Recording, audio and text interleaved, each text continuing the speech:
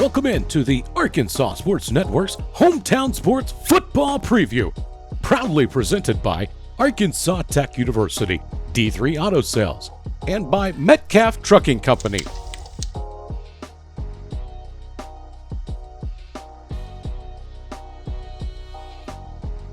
Today we sit down with Bentonville Tiger head coach Jody Grant.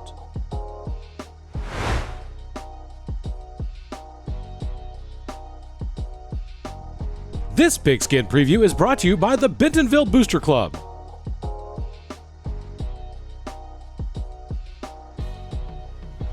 right, I'm here with Coach Jody Grant, head football coach here at Bentonville High School. Coach Grant, you guys played in the state title game last year, played against a really talented Fayetteville team and lost by one score. And you know, it seems like you guys have, you've won some state titles here at Bentonville, but it seems like, last year you guys had the team and just, Fayetteville might have been a little bit more talented or whatnot. Tell me about what your assessment was of last season, and, how you felt that your team performed down the stretch. Yeah, so I thought we had a good football team last year. Obviously, anytime you're playing for a state championship, that's a good team.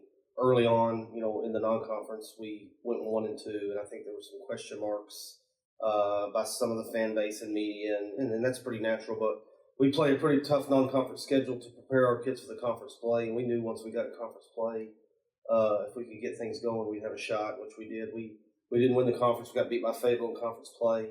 Ended up being the 2 seed.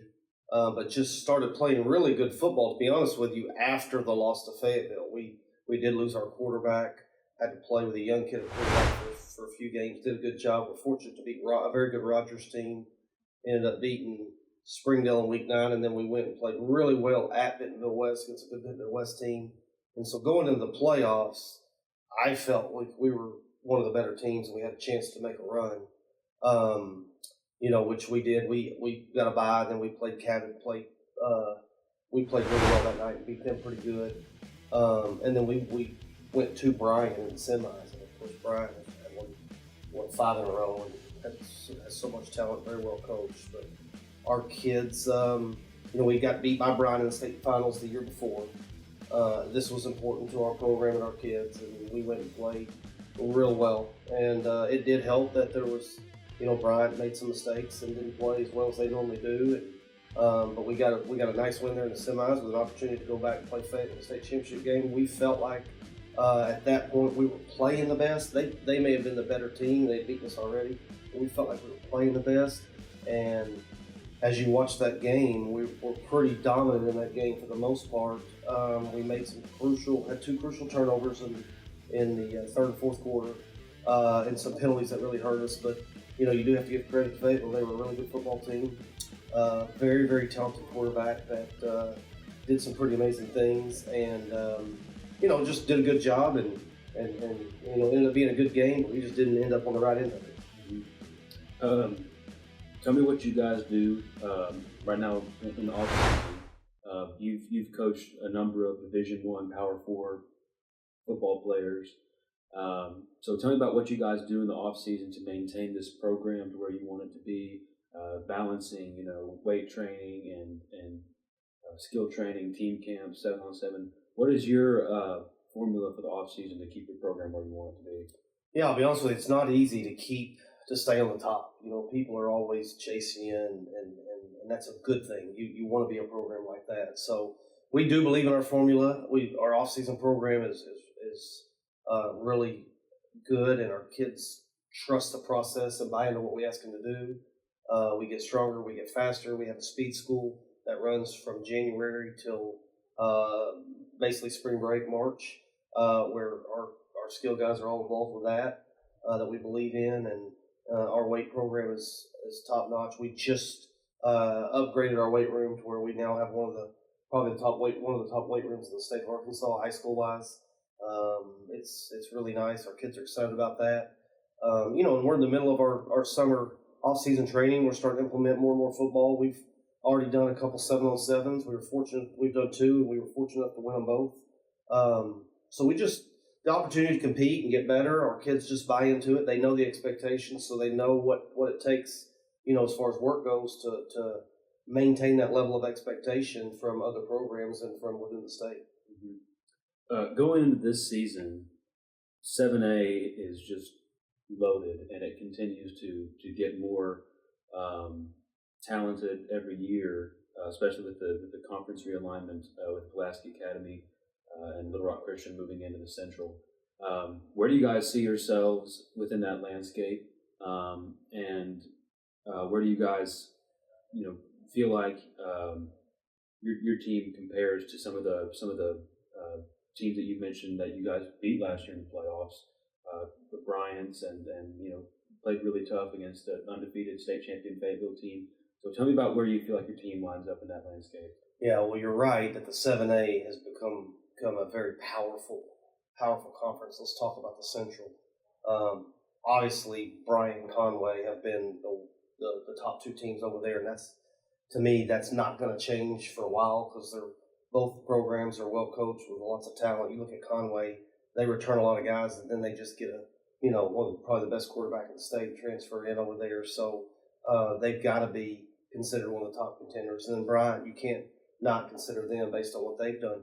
But you can't rule out. You think about a team like Cabot that's so well coached and does so good, the athleticism of North Little Rock and what they have, and then you add Little Rock Christian and Pulaski Academy in there, who are going to be able to compete with everybody in that conference that are talented and well-coached programs. And I'm not leaving anybody out. There's still some others that I'm just not referring to. It's a good, tough deal. And then you come over to our side. You've got the returning state champion in Fayetteville. You've got we're state runner-ups the last 2 years with Bentonville. But, Rogers is a talented team. West is a talented team. Harbor's, I think Coach Eckley does a good job over there, and they're going to start doing some things. We saw Springdale in team camp, and they've got some good-looking athletes and bodies, and their confidence is getting in the right spot. And so, North Side is now in our conference, and they're well coached with great athleticism. So, the good thing is the conferences are tough. Each week you have to bring it. There's not a whole lot of teams that are what they call cupcakes or whatever. I think. The teams that have struggled in the past are getting better. I think Coach Munoz at Heritage does a really good job, and he's getting more people out. And he's, changed some of his staff, and I believe that they'll get things going. And I'm sure Little Rock Southwest, Little Rock Central, some of those teams that have struggled will get things going. So I think we fit in that. I think we're still considered one of the top programs. But to be in the Final Four there at the end, you got to stay healthy and have some luck go your way. And that's what it boils down to for us. Is we got to stay healthy because our depth is not like what it's always been, and that's true for a lot of schools that like us that have we split 8 or 9 years ago, and so our depth doesn't always look like it has. So sometimes you have to play younger kids that maybe wouldn't have been ready before, but you have to kind of escalate that. So yeah, I look for our guys to compete at a high level and hopefully be around in the end. Speaking of Northside moving in, tell me a little bit about your schedule this year. Who you guys play non-conference? A lot of teams in Arkansas are kind of going to play teams in Texas and Oklahoma.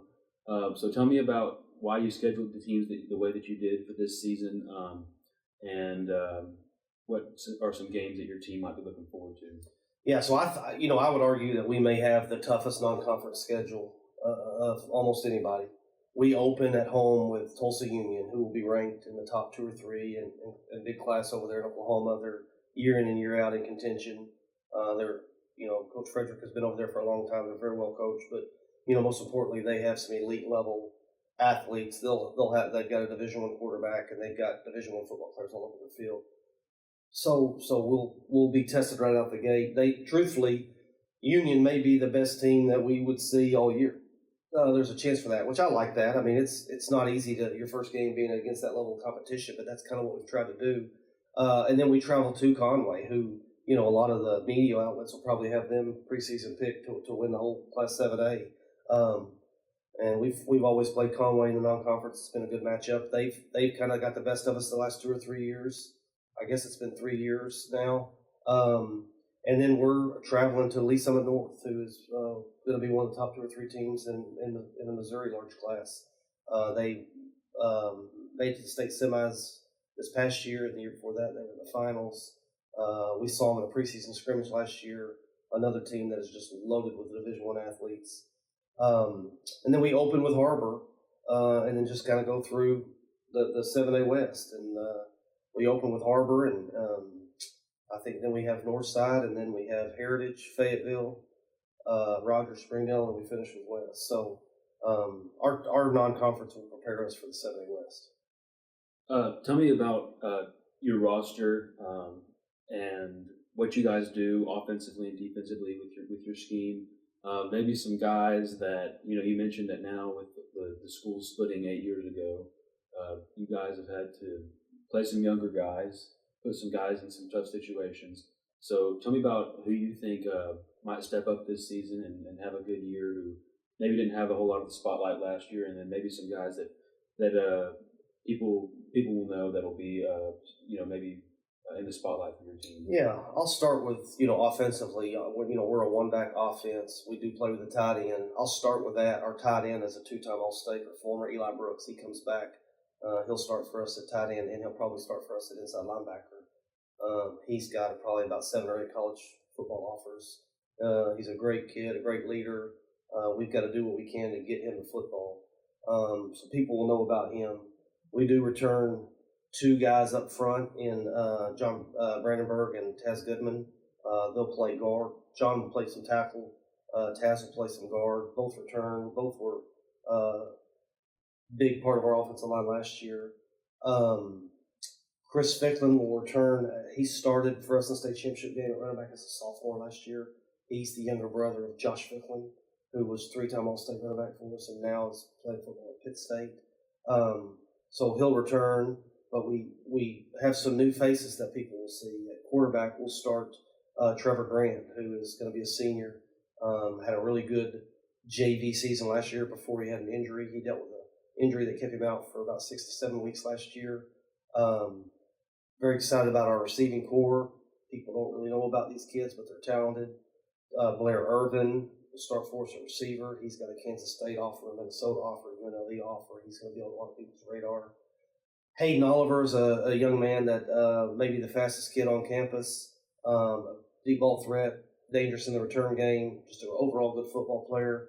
Parker Schatzman returns at some receiver for us. Conrad Schmitz and Jack Dunn will play some slot, and our Z receiver some. So we'll just, we like what we got at receiver. We got some good young ones. Those are just a few. Phillip Mills will play center and start for his first time. Rahul Rahesh is going to play some guard for us. Wyatt Files will start at left tackle for us. And then we've got some depth that we like on the offensive line. Defensively, we return All-State linebacker Jonah Knapp, All-State safety A.J. Looney. Will Fosselman played corner for us and got a lot of reps, started about 6 or 7 games for us last year. Love our defensive line. Kellen Rona, who will be a college football player, should be probably one of the top defensive linemen in the state, will start for us at nose guard.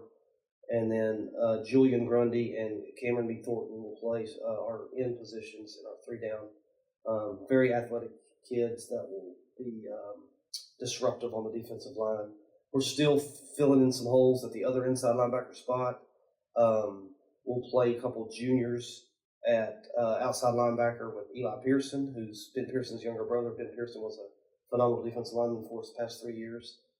Luke Folselman, who's Will's, the corner's twin brother, we've moved him to outside linebacker. Him and Connor Davis and Brody Anderson will kind of play over there. We got Noah Nunley at a corner. And then we return, like I said, A.J. Looney at safety as well as Parker Schatzman.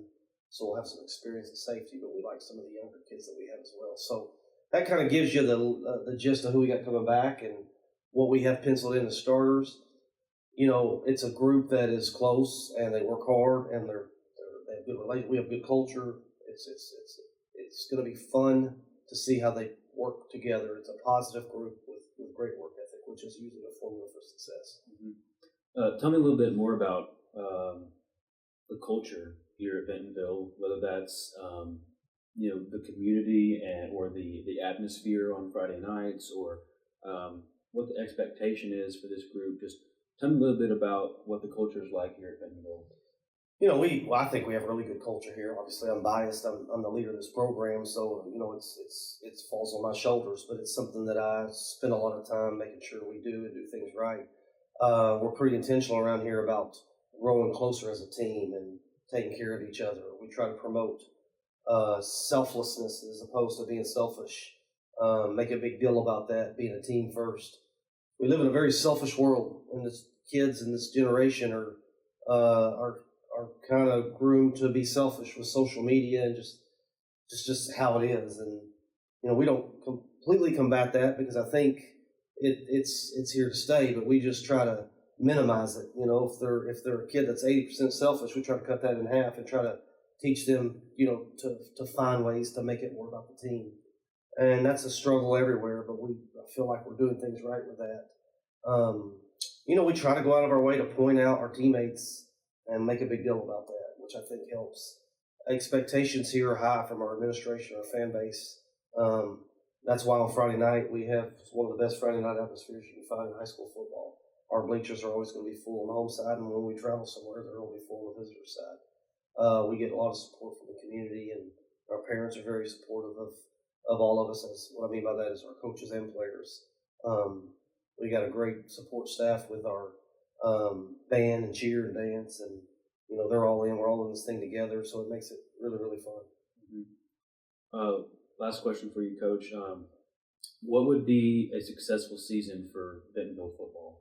Yeah, it's probably not fair to me, to the coaches, to the players, to the community, but our success is ultimately defined by championships.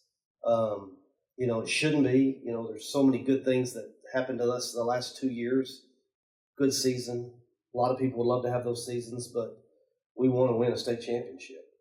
I've been here for a long time, and I've coached in 10 state championship games, which I've been coaching for 25 years, and to say I've coached in 10 state championship games says I've been fortunate to be around a lot of good players and good programs.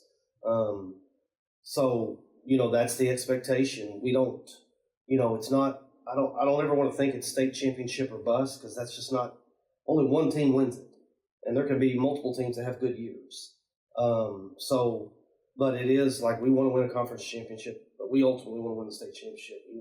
We want these kids to have a ring that they can wear for the rest of their life, or at least show their kids and grandkids and be a part of that. And we're close. We're getting there. I'm proud of where our program is. We were the dominant program prior to the split. We played for a state championship in 8, 10, 11, 12, 13, and 14. We were back in 17. We were back in 22 and 23. Not many programs can say that. There are some, obviously the Greenwoods and the Pulaski Academies, there are some, but we're considered with the elite programs in the state of Arkansas, and we're proud of that, and we don't want that to go away. We need to keep competing for championships. All right, this has been an interview with Coach Jody Grant here at Bentonville. Coach Grant, is there anything that you want to say about your team, your program, before we sign off here? Just that I'm excited about this group. They're hard working, they're coachable, and it's going to be fun to watch them compete this year.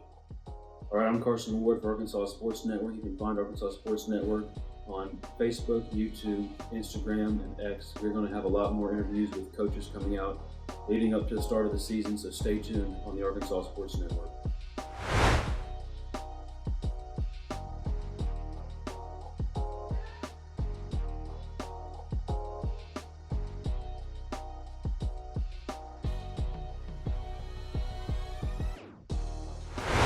Thanks again for joining us on the Arkansas Sports Network's Hometown Sports Football Preview. Don't forget to like and subscribe to the Arkansas Sports Network on YouTube to catch more previews and all the latest updates on your favorite teams.